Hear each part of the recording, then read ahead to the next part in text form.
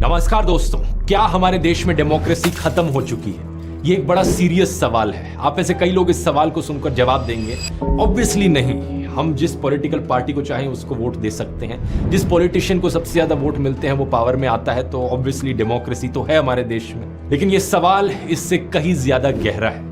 नमस्कार, मैं कृष्णा राष्ट्रवादी।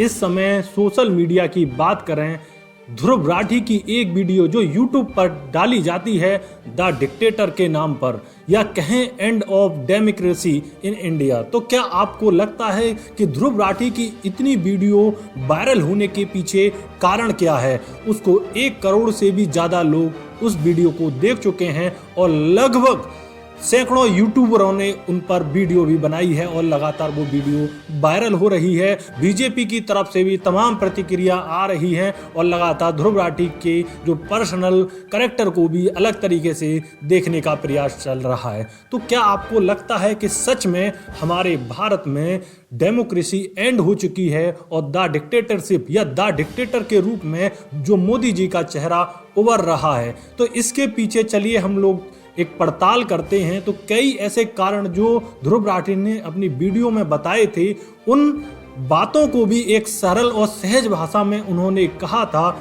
एक प्रत्येक व्यक्ति को भी वो भाषा समझ में आती है, इसलिए वो पूरी वीडियो लगातार वायरल हो रही है। और उस वायरल वीडियो के बाद में सैकड़ों जो विधायक हैं, सांसद हैं या नेता हैं, तो बीजेपी से कुछ नेता छोड़कर अन्य पार्टियों में जा रहे हैं और अन्य पार्टियों के नेता भी उन पार्टियों को छोड़कर बीजेपी में शामिल हो रहे हैं। सभी को देखने से ऐसा लगता है कि इस समय बीजेपी आने वाले समय में करीब 40 साल या 30 साल कोई हटाने वाला नहीं है। उसके पीछे कई कारण लोग देख रहे हैं। सबसे पहले अगर हम बात करें कि इस समय आम आदमी की बात करें, तो कहीं ना कहीं इलेक्शन कमीशन जो ईवीएम जो आपका वोटिंग मशीन है, उस पर से आम आदमी का विश्वास धीरे धीरे खत्म हो रहा है। और आपने कुछ समय पहले जंतर मंतर पर भी देखा होगा कि सैकड़ों वकीलों ने मिलकर के जंतर मंतर पर ईवीएम बैन करो की एक मुहिम चलाई थी। तो लगातार, और वो वकील थे सुप्रीम कोर्ट के ही। तो ईवीएम किस प्रकार इलेक्शन को कंट्रोल कर रहा है, या फिर आम आदमी जो लोग हैं जो कह रहे हैं, कितना उनकी बातों में सच्चाई है? कई बार पड़ताल करते हैं तो गांव-गांव में जाते हैं तो कई जगह पर यह सुनने को मिलता है कि हमने वोट फलाना पार्टी को दिए थे या दूसरी पार्टी को दिए थे, लेकिन सारे वोट बीजेपी के द्वारा या ईवीएम के द्वारा कैप्चर कर लिया गए।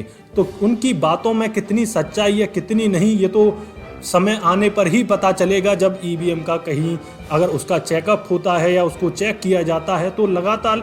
लेकिन पूरे भारतवर्ष की बात करें तो ईवीएम को लेकर तमाम पार्टियां भी इस पर कहीं ना कहीं ये आरोप लगाती हैं कि ईवीएम से चुनाव ना होकर बैलेट पेपर से चुनाव हो। तो सबसे पहली बात आती है ईवीएम की। दूसरा, आप देखते हैं कि वर्तमान में जो आपका टीवी मीडिया है, जिसको आप, और प्रिंट मीडिया है, तो उसको देखकर आप एनालिसिस करते हैं कि क्या जो टीवी मीडिया है आपका सही खबरें दिखा रहा है, और दिखा रहा है तो एक आम व्यक्ति का अब वर्तमान में अगर बात करें तो कितना टीवी मीडिया पर उसका विश्वास रह गया है। आज तमाम एंकर ऐसा लगता है कि किसी एक पार्टी का लगातार प्रचार कर रहे हैं, लगातार उसी की जो उपलब्धियां हैं उनको गिना रहे हैं। या बात करें जो आम व्यक्ति के मुद्दे हैं, जहां महंगाई, रोजगार, शिक्षा, इन बातों पर अगर चर्चा हो तो ऐसा नहीं होता। और वहीं दूसरी तरफ विपक्ष के कितने भी बड़े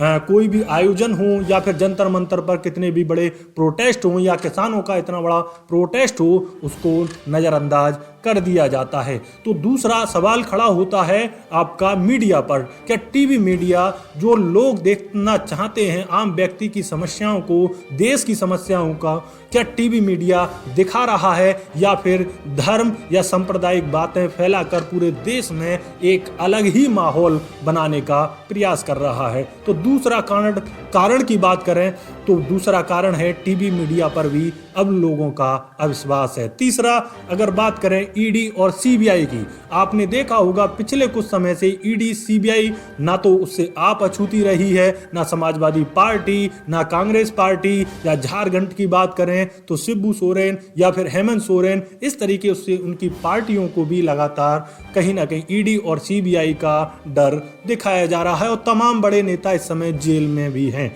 तो क्या लगता है आपको, जो ईडी और सीबीआई का जो खेल है, क्या विपक्षी नेताओं को डराने के लिए या विपक्षी नेताओं को डरा धमका कर आवाज ना उठाने के लिए उसका प्रयोग किया जा रहा है, या फिर कई बार ऐसा होता है कि जो विपक्षी पार्टी का कोई नेता कुछ भी बोलता है तो उसके यहाँ पर सीबीआई ईडी भेज दी जाती है और वही नेता ज्वाइन करता है बीजेपी को। तो आपने देखा होगा कि वॉशिंग पाउडर निरमा, जिस प्रकार आप ऐड सुनते हैं, वही कि मोदी वॉशिंग पाउडर, उसको उसमें डालेंगे तो उसमें जाकर के वो बिल्कुल साफ हो जाता है, कोई ईडी सीबीआई नहीं पहुंचता है और आराम से ये खेल चलता रहता है। तो कई बार वॉशिंग मशीन, यानी कि कितना भी कूड़ा जो भी अदर पार्टियों में है, सभी कूड़ा पहुंच जाए और वो एकदम से क्लीन हो जाता है। तो ये तीसरा कारण भी आपके सामने है, ईडी सीबीआई का जो खेल इस समय चल रहा है वो प्रत्येक, और कहते हैं कि जब भी कोई सरकार रहती है तो इनका नाजायज फायदा तो उठाती है, लेकिन तीसरा कारण ये आपके समक्ष है। तो आप ये तय करेंगे, क्योंकि जजमेंट देने वाले हम कोई नहीं होते, ये आम व्यक्ति को सोचना है क्या उसको ऐसा अनुभव होता है या नहीं होता है। दूसरा बात करें, जैसे ही नोटबंदी हुई उसके बाद में तमाम बड़े वादे हुए थे, उसके बाद में अन्य पार्टियों के पास में जो फंड था वो खत्म हुआ और उसके बाद में एक इलेक्टोरल बॉन्ड की बात आ रही है। क्या इलेक्टोरल बॉन्ड की वजह से कहीं ना कहीं आप बात करेंगे जो पार्टियों का चंदा है, अभी आपने देखा होगा कि 15,000 करोड़ जो रुपए थे उसमें करीब 1,000 करोड़ रुपए बीजेपी के इलेक्टोरल बॉन्ड खरीदे गए, और जो इलेक्टोरल बॉन्ड का पूरा सिस्टम है उसको सुप्रीम कोर्ट ने उस पर संज्ञान लिया है। तो इलेक्टोरल बॉन्ड की वजह से अगर देखें पार्टियों पर फंड आ रहे हैं। और दूसरा एक और कारण आपके सामने ये निकल के आता है, ईडी सीबीआई का ही मैं बात करूंगा, कि कुछ ऐसे डाटा भी निकल के आ रहे हैं जो फैक्ट्रियां और जो लोग बिजनेस करते हैं या बड़ी बड़ी कंपनियां हैं, तो उनको भी ईडी सीबीआई का जो डर दिखा करके उनसे कहीं ना कहीं इलेक्टोरल बॉन्ड खरीदवाए जाते हैं या फिर वो किसी तरीके से पार्टी को चंदा देते हैं। तो साथियों, कुछ ऐसे कारण हैं जो चल रहे हैं और उन्हीं को लेकर के ध्रुव राठी की वो वीडियो लगातार वायरल हो रही है, सोशल मीडिया पर चर्चित है।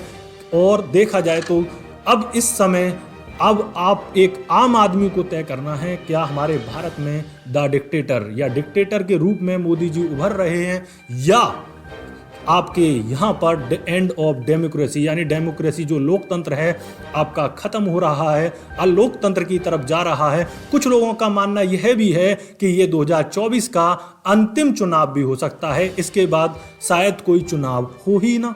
तो ऐसा भी लोगों का मानना है, इसलिए सारी पार्टियां गठबंधन कर रही हैं, इंडिया अलायंस बना रही है और इस तरीके से चुनाव लड़ रही हैं कि शायद उनका ये आखिरी चुनाव है। तो क्या आपको ऐसा लगता है कि शायद इसके बाद में चुनाव हो या नहीं? ऐसी भी पूरे देश में लगातार खबरें उठती हैं। दूसरी बात करें, ये सारे मुद्दे एक साथ अगर क्लब होकर के आ रहे हैं, और क्या आपको ऐसा महसूस होता है कि आज हमारे देश में कहीं पर लोकतंत्र बचा है, या हमारे देश में आज लोकतंत्र है, या फिर अलोकतंत्र की तरफ हम बढ़ रहे हैं? तो आम व्यक्ति क्या सोचता है, उसकी क्या प्रतिक्रिया रहती है, और क्या उनका ये जो बॉडी है, जिस तरीके से ईडी सीबीआई हुआ, आपका टीवी मीडिया हुआ, आपका इलेक्टोरल बॉन्ड हुए, आपका ईवीएम हुआ, इस तरीके से क्या आपको लगता है कि ये बातें सच हैं और इनमें कितनी सच्चाई है, और विपक्ष उनको उठा पा रहा है या विपक्ष को दबाया जा रहा है,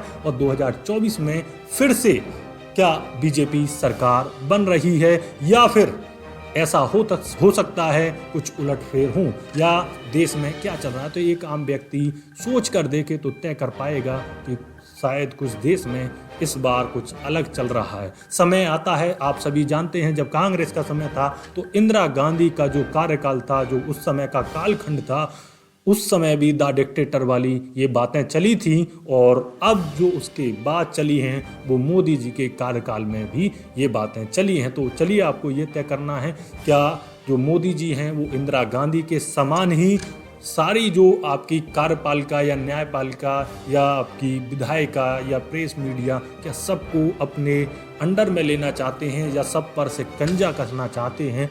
क्या है ऐसा जो देश में इस बार अलग हो रहा है? चलिए आप एक बार सोचिए और पड़ताल कीजिए, अपना विवेक के अनुसार फैसला कीजिए क्या देश में इस समय चल रहा है। मैं आपके साथ जुड़ा रहूँगा। मैं कृष्णा राष्ट्रवादी। जय हिंद, वंदे मातरम।